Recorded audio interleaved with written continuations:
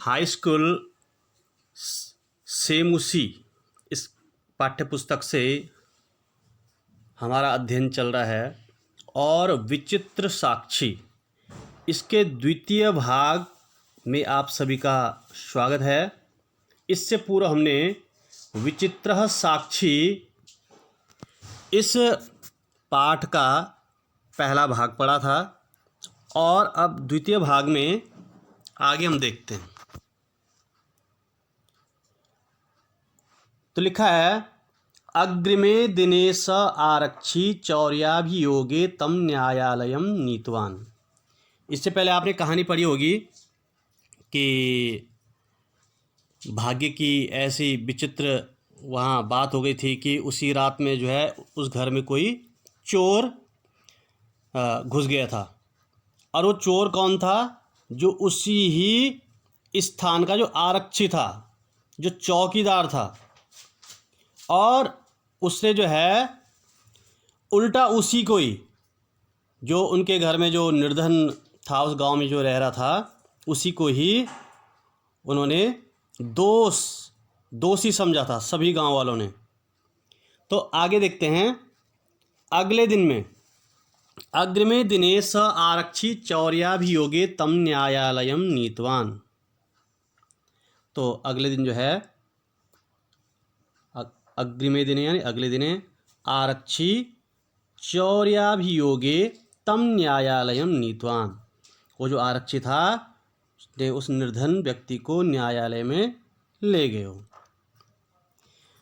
न्यायाधीशो बंकिम चंद्र उभाभ्याम पृथक पृथक विवरणम श्रुतवान। जो न्यायाधीश बंकिम चंद्र नाम के थे, उन्होंने उन दोनों से, यानी जो आरक्षी था और वो जो निर्धन व्यक्ति था, उन दोनों से अलग अलग वृत्तांत सुने, समाचार सुने उनके दोनों के। सर्वम वृत्तम अवगत्य, और सभी विवरण सुनकर, अलग अलग जब उन्होंने उन दोनों की बातें सुनी, तो बातें सुनकर जो है तम निर्दोषम अमन्यत। किसको? जो निर्धन था उसको निर्दोष मान लिया। आरक्षणम च दोषभाजनम, और जो आरक्षी था उसको दोषी समझ लिया था। किंतु क्योंकि होता है ना कि बिना सबूत के जो है कोई भी निर्णय नहीं हो पाता है, इसलिए लिखा है किंतु प्रमाणाभावात्, प्रमाण के अभाव में सनिर्णेतुम ना शक्नोत। वो जो न्यायाधीश है उन्होंने निर्णय नहीं कर पाए। आगे लिखा है, ततो असौ तौ अग्रिमे दिने उपस्थातुम आदिष्टवान। वो न्यायाधीश ने तो यानी उन दोनों को अग्रिमे दिन यानी अगले दिन आने के लिए उनको आदेश दिया। भाई अगली जो है सुनवाई तुम्हारी कल होगी। अब यहाँ तक हो गया।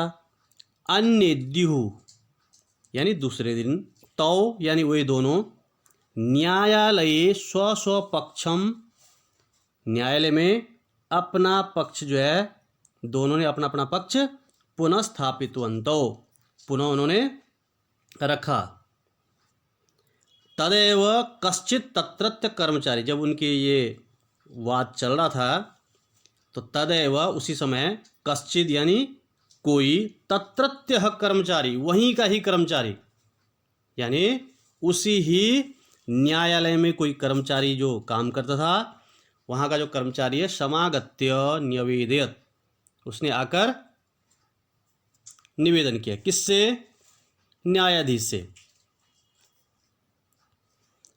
यत् इतः क्रोशद्वयान्तराले कश्चित् जन केनापि हतः, कि इतः मतलब यहाँ से, क्रोशद्वयान्तराले दो कोस की दूरी पर, कश्चित् जन कोई आदमी, केनापि हतः किसी के द्वारा मारा है, यानी किसी ने किसी आदमी की हत्या कर दी है। तस्य मृत शरीरम राजमार्गम निक्सा। तो निक्सा यानी निकट, तो निक्सा के योग में यहाँ द्वितीय विभक्ति और की है, तो राजमार्गम निक्सा, राजमार्ग के निकट है। क्या है? जो मृत शरीर है वो राजमार्ग के निकट रखा है वहाँ पे, और आदेश मांग रहा है। क्या? आदिश्यताम, आदेश दो। किम करणीयम इति, क्या करना है। न्यायाधीशः आरक्षिणम अभियुक्तम च, जो आरक्षी था और अभियुक्त था, तम शवम न्यायालय आनीतुम आदिष्टवान, उस शव को न्यायालय में लाने के लिए उन्होंने आदेश दिया।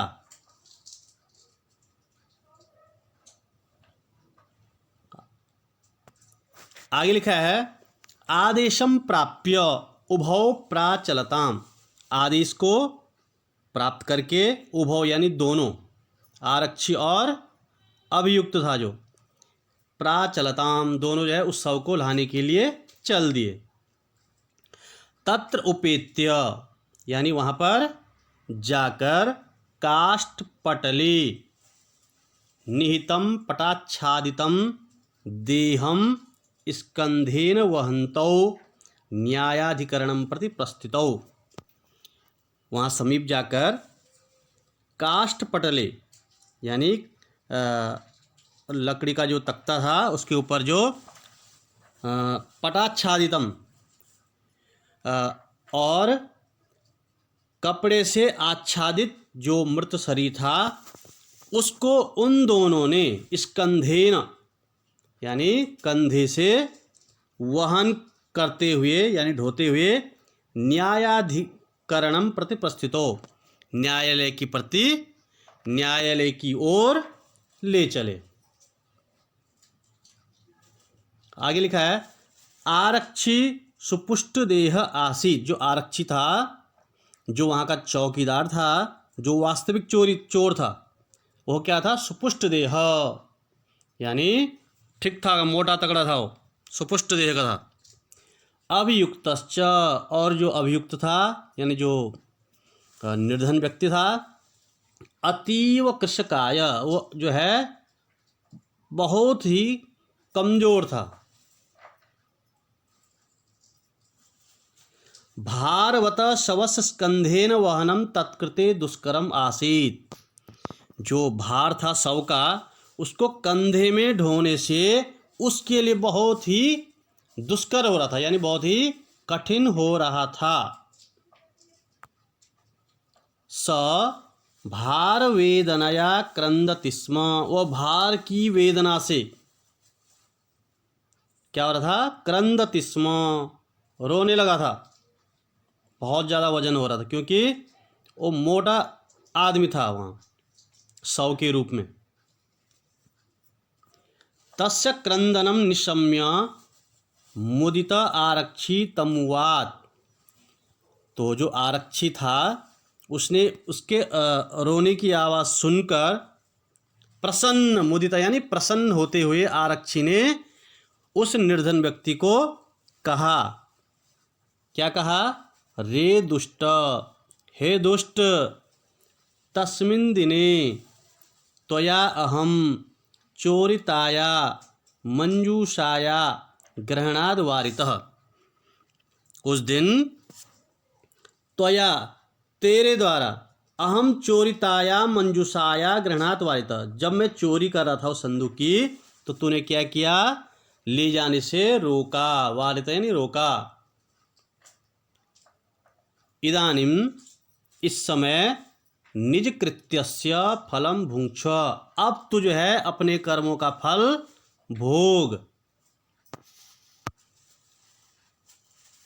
अस्मिन् चौर्याभियोगे त्वं वर्षत्रयं कारादंडम लप्स्यसे, अब तुम इस चोरी के आरोप में 3 साल का, वर्षत्रयस्य 3 साल का कारादंड प्राप्त करोगे।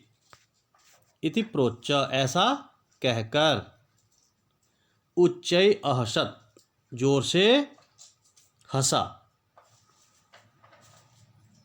यथा कथंचित उभौ सौमानीय एकस्मिन् चत्वरे स्थापितवन्तौ, और जैसे कैसे, क्योंकि एक जो है सुपुष्ट देह का था और एक अतीव कृशकाय था, यानी बहुत ही दुबला पतला था। तो जैसे कैसे उन्होंने उस शव को एक चौराहे पर रख दिया।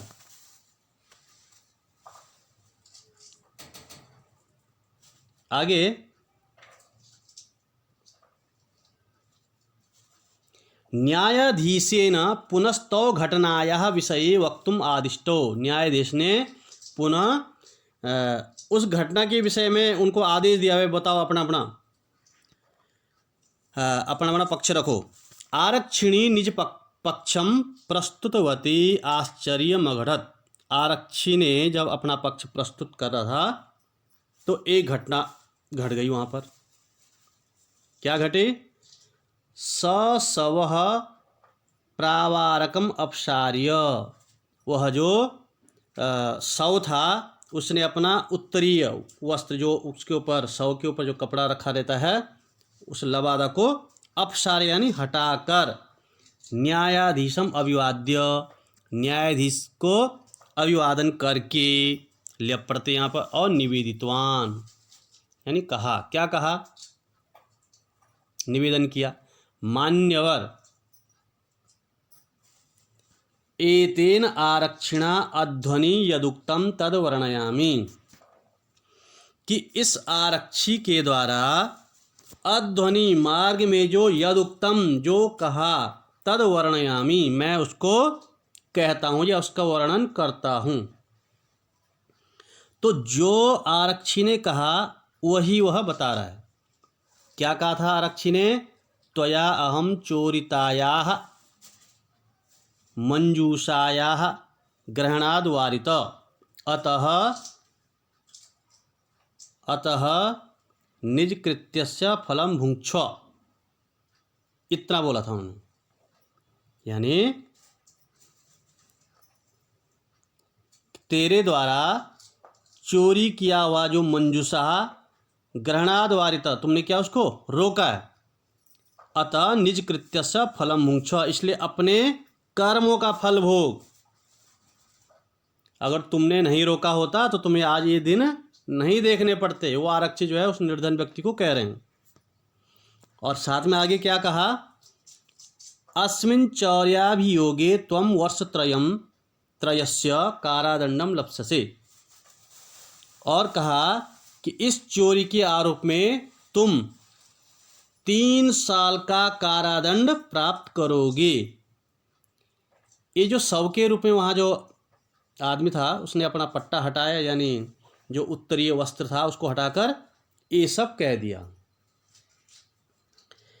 न्यायाधीश आरक्षिणे कारादंडम आदिश्य तम जन्म सत्सम्मान मुक्तवान, यानी अब तो सबूत सामने आ गया, और जब सबूत सामने आया तो न्यायाधीश ने उस आरक्षी को, जो वास्तविक चोर था, जो वहाँ से मंजूषा को चोरी करके ले जा रहा था, उसको कारादंड का आदेश देकर तम जन्म, वो जो निर्धन व्यक्ति था उसको सम्मान सहित मुक्तवान यानी छोड़ दिया। आगे लिखा है अतएवोच्यते, इसलिए कहा गया है। क्या कहा गया है? दुष्कराण्यपि कर्माणि मति वैभवशालिनः नीति युक्तिम समालंब्य लीलयेव प्रकुर्वते,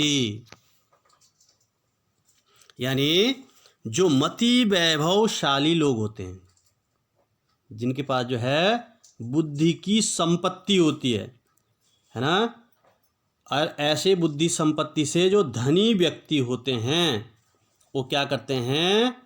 नीतिम युक्तिम समालंब्य, नीति युक्ति, नीति से और उसका सहारा यानी नीति का सहारा लेकर,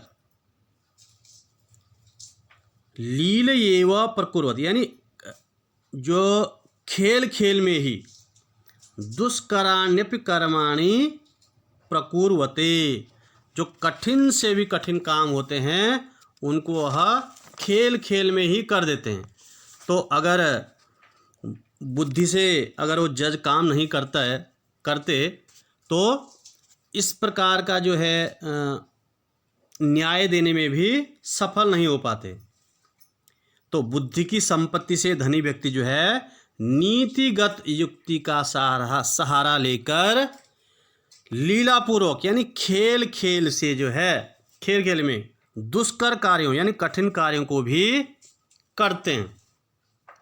तो इस प्रकार आपने जो है विचित्र साक्षी का द्वितीय भाग पढ़ लिया है और आशा है कि आपको समझ आ गया होगा। तो इस प्रकार आपने इस पाठ को समझा और इसके बाद इसके प्रश्नोत्तर कैसे होते हैं, किस प्रकार से परीक्षा में पूछे जाते हैं। इसमें भी अगर किसी शब्द के बारे में पूछना होगा, किसमें कौन सी संधि है, किसमें कौन सा समास प्रत्यय वगैरह, क्योंकि इतना सब मैंने बताया नहीं है, अन्यथा थोड़ा लंबा हो जाता है यहाँ पर वीडियो। तो आगे हम इसी प्रकार से देखते रहेंगे और कुछ भी जहाँ समस्या है तो आप कमेंट द्वारा पूछ सकते हैं। धन्यवाद।